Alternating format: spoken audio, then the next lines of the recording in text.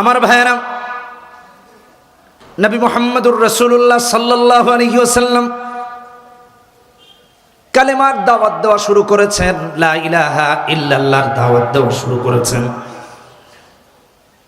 কাফের বেঈমানেরা কেউ বলে মুহাম্মদ মেরে ফেলবো, কেউ বলে মুহাম্মদ তোমাকে হত্যা করব, কেউ বলে মুহাম্মদ হাত ভেঙে দিব, পা ভেঙে দিব, কেউ বলে মক্কা থেকে বের করে দিব, কেউ বা অন্যান্য ধমক আল্লাহর হাবিবকে দেয়।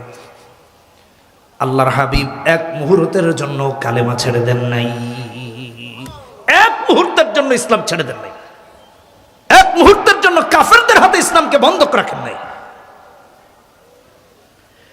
আমার আল্লাহ কোরআনে কারিমে